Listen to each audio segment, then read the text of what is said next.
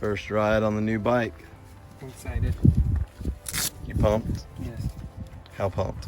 Very.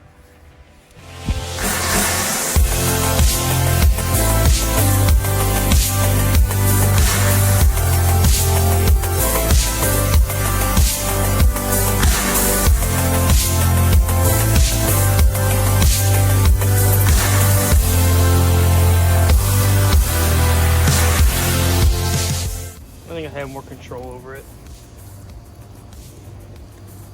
So we started with a 2018 Whyte T130rs frame.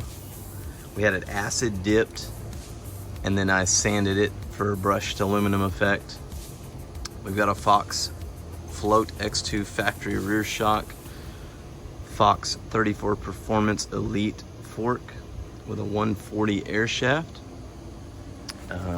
Renthal 33 mil stem, 35 mil bars, 100 mil dropper post. Got a set of Spank Industries rims and hubs, Shimano Deore XT 11 speed, Shimano brakes, 180 rotors, 170 mil cranks, DHF front, high roller 2. It's pretty set up.